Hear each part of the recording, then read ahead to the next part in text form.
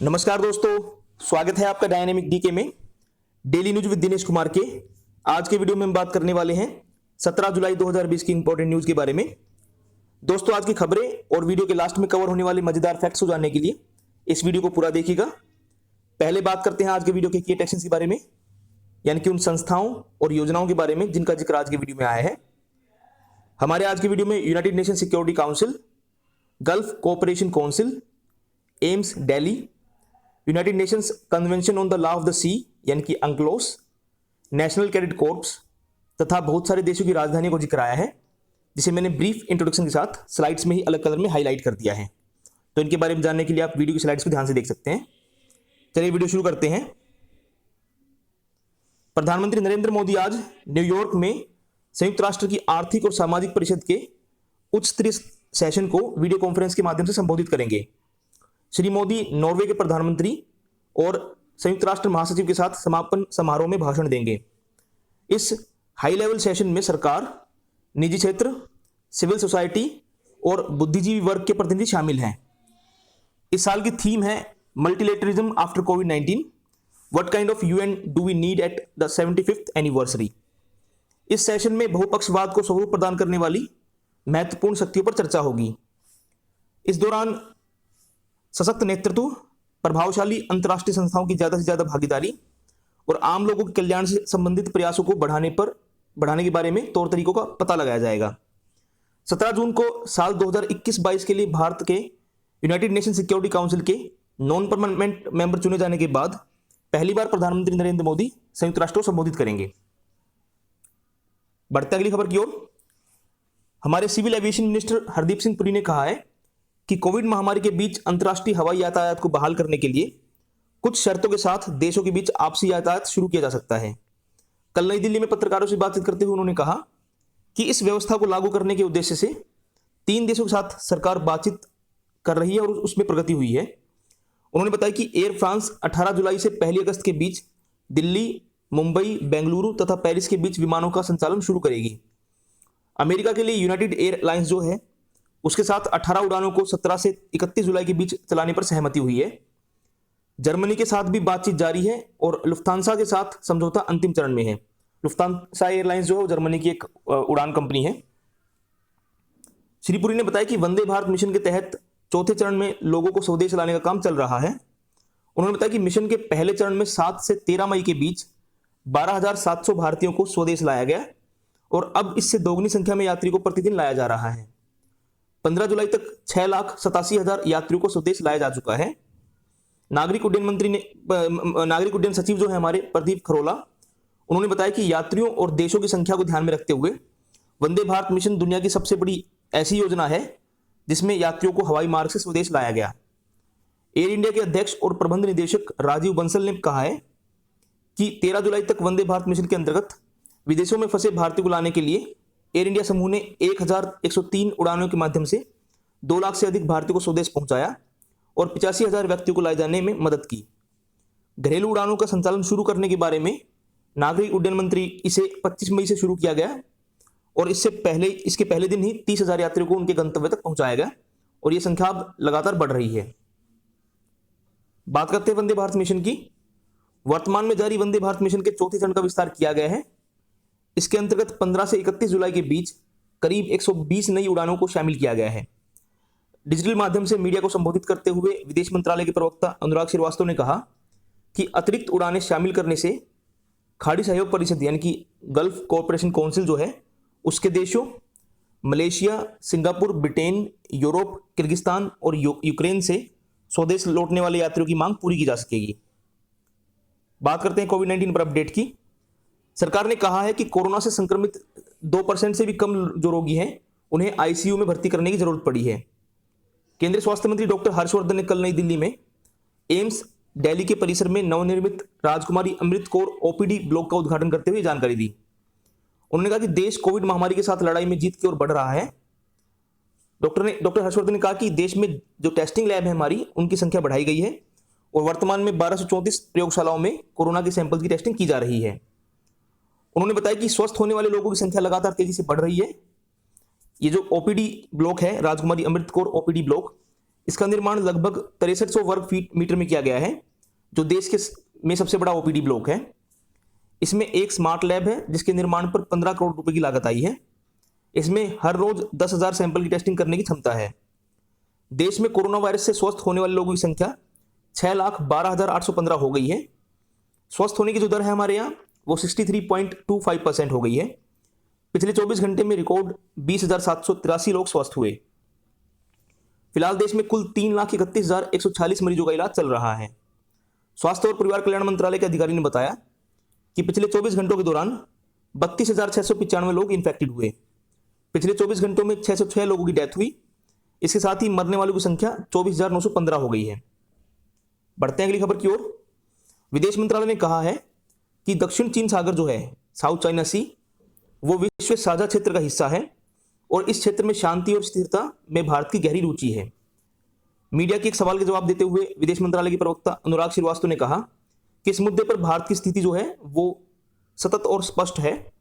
उन्होंने कहा कि इन अंतर्राष्ट्रीय जलमार्गों में नेविगेशन और इसके ऊपर विमान संचालन की स्वतंत्रता है और साथ ही अंतर्राष्ट्रीय कानून, खासकर अंकलोस, जिसको हम united nation convention on the law of the sea बोलते हैं, उसके अनुसार अबाधित वाणिज्यिक गतिविधियों के लिए भारत वचनबद्ध है। तो यानी कि यहाँ पर एक फ्री नेविगेशन होना चाहिए और दुनिया के सभी देशों का इस पर राइट है।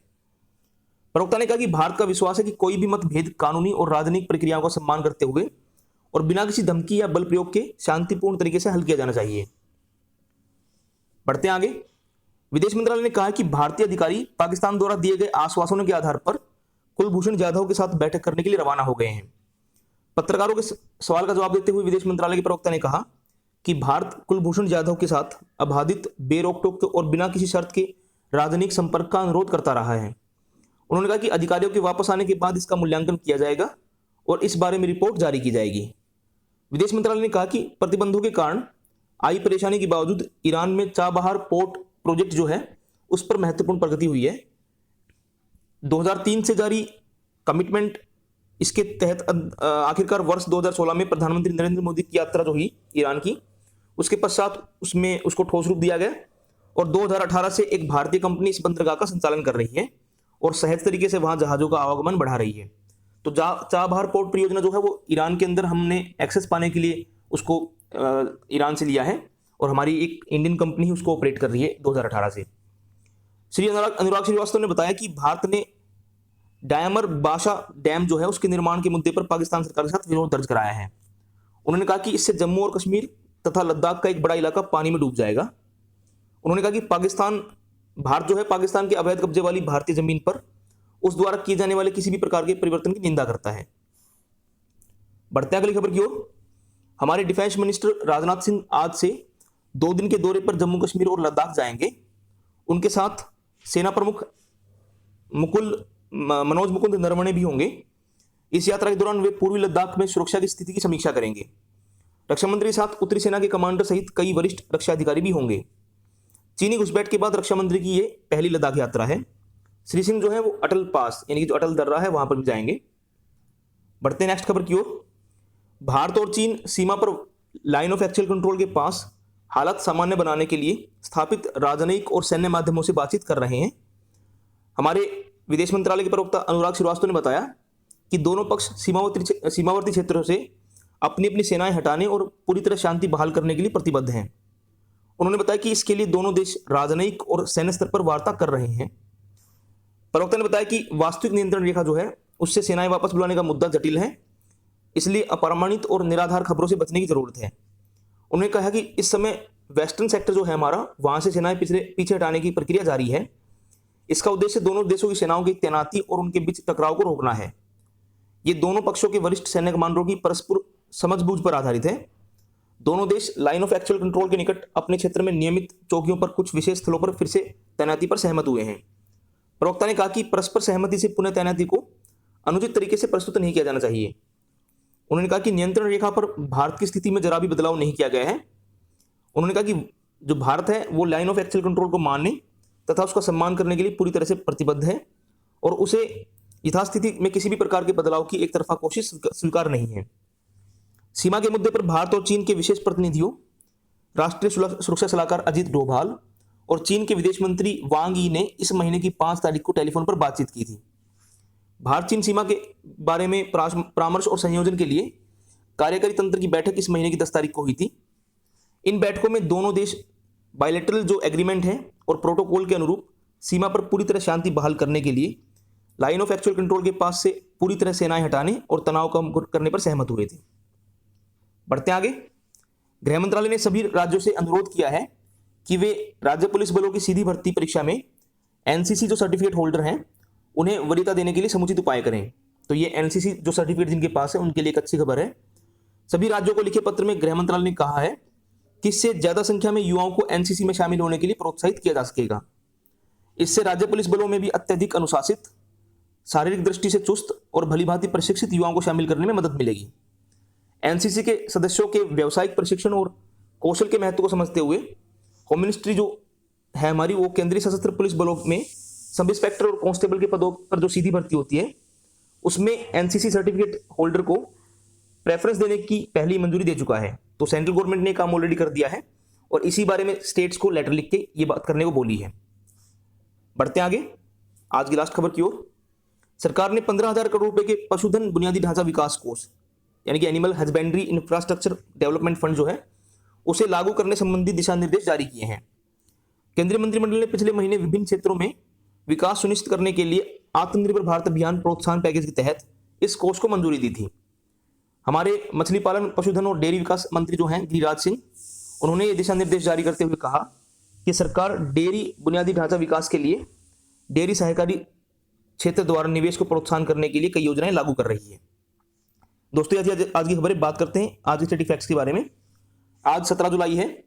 17 जुलाई 1945 को वर्ल्ड वार जो सेकंड हुई थी, सेकंड वर्ल्ड वार के बाद जर्मनी के पोट्सडेम कॉन्फ्रेंस जो थी उसमें हैरी ट्रूमैन, जोसेफ स्टालिन और विंस्टन चर्चिल ने पहली बैठक में भाग लिया।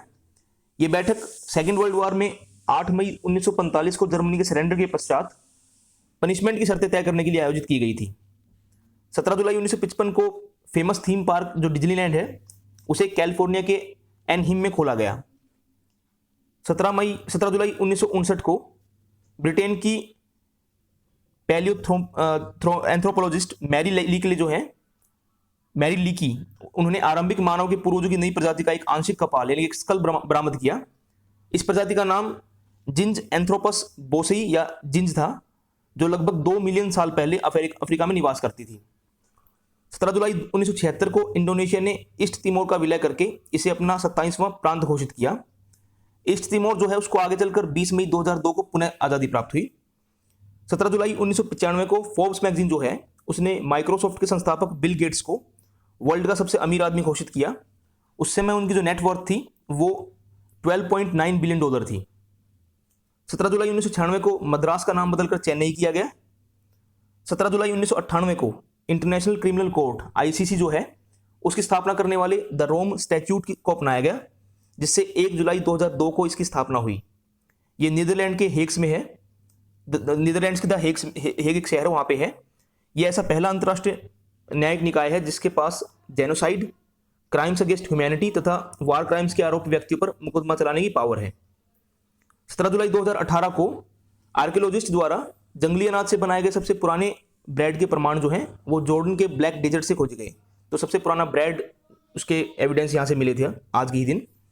17 जुलाई 1790 को द फादर ऑफ इकोनॉमिक्स और फादर ऑफ कैपिटलिज्म के नाम से विख्यात स्कॉटिश फिलोसफर और अर्थशास्त्री एडम स्मिथ की डेथ हुई। 17 जुलाई 1954 को एंजेला मार्केल जो है उनका जन्म हुआ। वो 22 नवंबर 2005 से जर्मनी की चांसलर हैं। अपने लंबे कार्यकाल के चलते वो साल 2014 में ही यूरोपियन यूनियन की सबसे लंबे समय तक रहने वाली शासनाध्यक्ष बनी थी। तो दोस्तों थी आज की खबरें और स्टैटिक फैक्ट्स। मुझे उम्मीद है कि आपको वीडियो पसंद आया होगा। Please like the video, subscribe to my channel, share the video with all your friends and don't forget to press the bell icon.